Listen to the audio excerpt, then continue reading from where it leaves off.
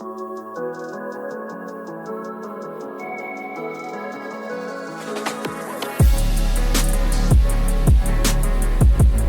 to another episode of FML, and today we are working on the Mercedes, the 98 E320 station wagon.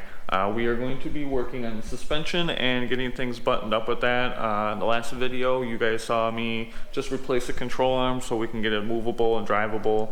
But now we got more control arms to replace, and I got lowering springs. Let me show you what we have. So in the back, we have all our stuff.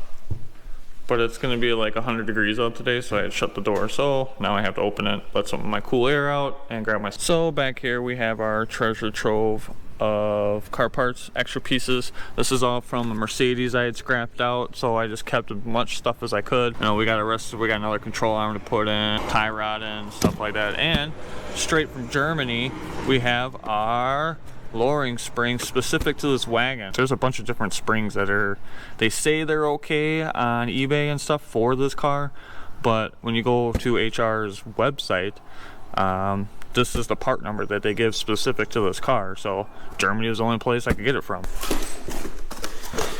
Important.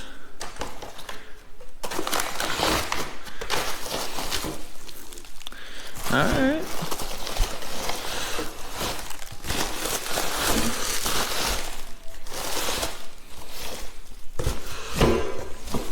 Look like regular springs to me.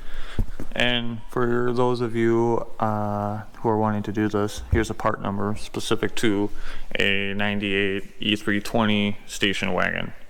There's different ones for the V8 sedans, different ones for the V6 sedan, but this is where we're at. There might be a different one for the AMG wagons. We don't get those here in the States. And for spring removal, I bought this bad boy. Specifically, I got this for the rear spring. So one of the issues that I had when doing that diesel Mercedes is I wanted to compress the springs without taking out the whole suspension. So something like this would allow me to get in there and remove them. We'll see how this works. It better work. So our first step is we're gonna just wrap up what we got on this side and then move on to the other. You also may have noticed that I got the headlights out. Just some downtime, I would come over here and take a few bolts out and stuff like that. This fender is pretty much ready to go. We just got that one bolt here, but I couldn't open the door all the way to get to it. All right, first thing I'm gonna work on is getting this arm out, and then this should allow us to lower everything down and then get our spring out. And then we just got new inner outer tie rods, get our new spring in, get this in, and this side will be wrapped up, and then we can head on over to the other side. We already got our lower control arm in, so that's half the battle.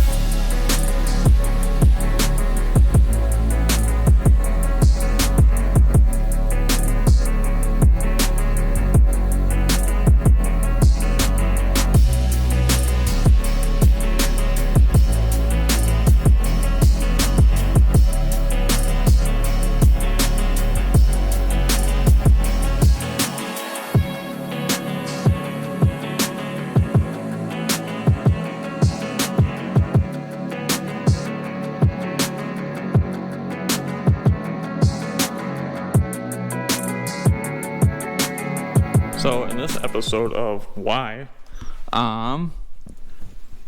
that down there, I don't know if the camera can focus on it, but that bolt down there looks like it's easy to get to, but you know, we got a brake line in the way. There's zero movement for me on this ratchet. It's hitting that AC line and the brake master cylinder here.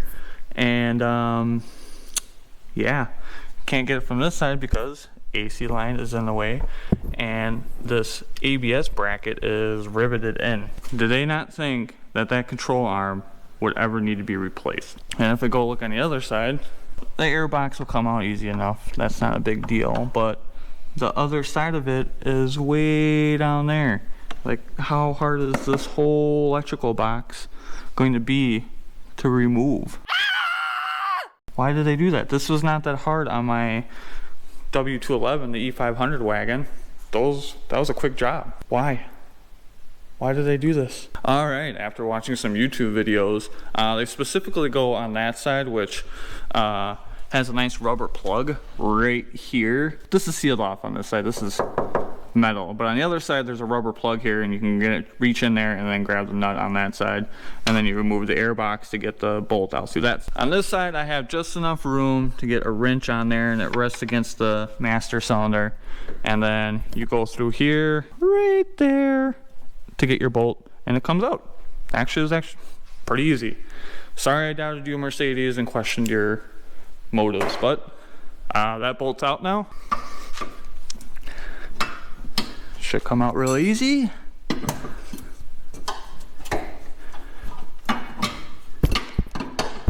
I'm just gonna use 2 hands. You guys get it. All right, so we got our new arm end. It's loose. We'll tighten it up once we have our suspension compressed, which won't happen until I get the lowering spring in, which this would have been real easy when I had the lower control arm out. But since we have our fancy new spring compressor here, it took a little maneuvering to get it in here, but we're gonna put it on a time lapse so you guys can see me get hit in the face with a spring. Hopefully that doesn't happen.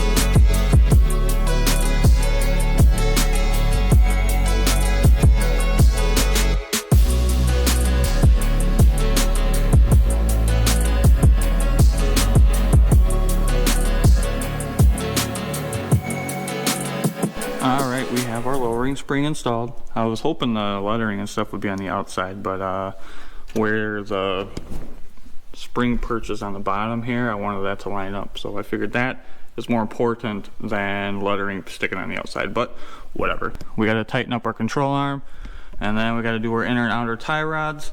I'm not going to record any of that because inner and outer tie rods are pretty self-explanatory.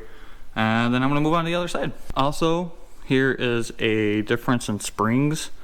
So it's just a little bit shorter. Online it's supposed to take like 1.2 inches out of the front, and maybe it's 1.2 and like 1.3 or something to that effect.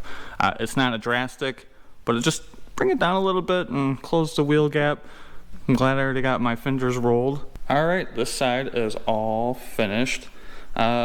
Actually went pretty smooth. I don't know how much of the time lapse was recorded because at some point my GoPro died and didn't make a peep. So it is what it is, but upper, lower control arms, inner, outer tie rods, lower ball joints, pretty straightforward. Nothing. It's a lot easier to do the springs if you just let that control arm down, but the ball joints on these are kind of a weird deal. You gotta like take the rotor off and stuff like that. So you'll see me complaining about that in the video, the first video on this car when we replace the broken side. But now we got our lowering springs in the front. Let's go tackle the rear. And I'm going to be real honest, I haven't even really looked at the setup in the rear, so it might be a bigger job than I'm expecting. Alright, we have our back jacked up, and a quick inspection shows that our spring is right here. I might be able to get my tool so it goes right here and grabs it, but I think my best bet is to get that, let's see if you can see it, that rear bolt right here, so we can just lower the back half of the control arm, and she should be able to sneak out of there pretty easy. The other thing I need to look into is that I can see my SLS leveling system right there, so we have to adjust that so that it's not trying to compensate for me putting lowering springs in. The bolts should be pretty easy to break free on here. I don't have to worry about things breaking. It's nice working on rust-free stuff. And just like that, we got it out. My spring compressor, wherever it's over there, I don't care. The spring compressor the new one I bought, wouldn't fit in here. So I went and grabbed these guys, tried to get it to work, and the threads are just too long on it. They were hitting up here. So what I did was take that bolt out, unhooked my shock, and that control arm just came all the way down and it just slid out. And here's some comparison. We're taking that much of the spring off, so Well, I'm gonna slide that one in there, put everything back together, and move on to the other side. I probably just jinxed myself. Recall the minivan. Everything was going smooth until a bolt broke. Sad, sad, sad. All right, so we got this side finished, and remember how I thought I jinxed myself? Well, it turns out I did. The wrench slipped and I busted out my front tooth. Yay. So my next plan is I want to get the front bumper and the fender off over there, and I also want to make the adjustment on the hydraulic system. But first I want to get the front pieces off, and then I'm going to back this thing in on the ramps, and then I can adjust my height. But first, let's get this garbage off.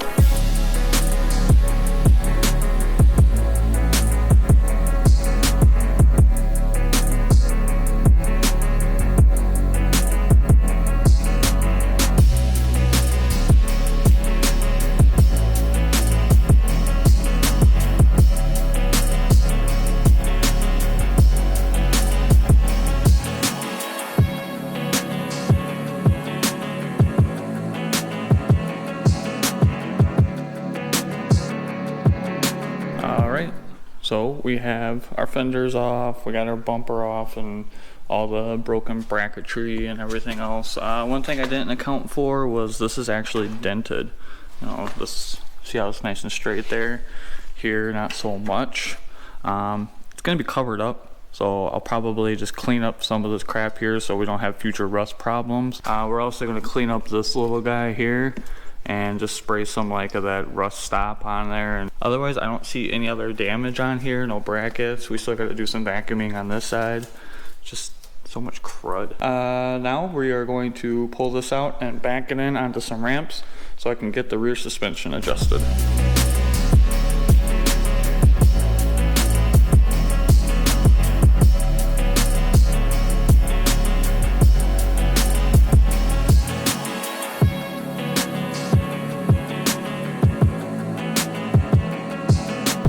Back underneath the Mercedes.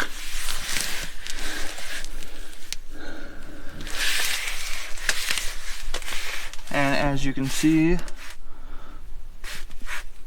my eyes can't focus on the camera, but there is a nut right here that will allow us to adjust our linkage here, and then that should give us our height adjustment.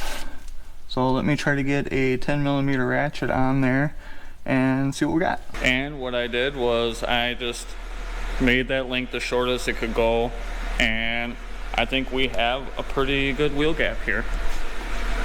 In fact, I think I might just continue running these 17s. I feel like they fit this car quite well. All in all, I am pretty happy with these springs that I got, and I'm actually warming up more to these wheels on the car, and they're lowered. They're not too big, they're not too small. I think they're perfect. We'll have to order some new wheel studs for it.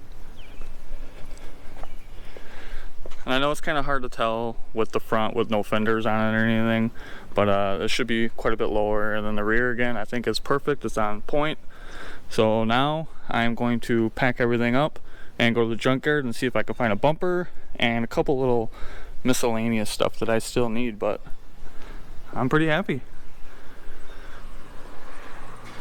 Hello. And on that note, I'm gonna call it a wrap. We've officially lowered the Mercedes wagon. The W210 is now lower, and we actually got the proper springs for it and everything, so I could not be happier with the results. It's gonna look so much better once we get our front fenders and everything else on there and everything's put back together, get alignment done. But we're coming to the end on this one. But like I said before, I am now going to pack up some tools, go to the junkyard and see if I can find a front bumper and a couple little miscellaneous things that I still need for this car. And then I also need to find a few things that I need for this one. But on that note, thanks guys for watching. Remember to keep making financial mistakes like this. Broken teeth are not cheap.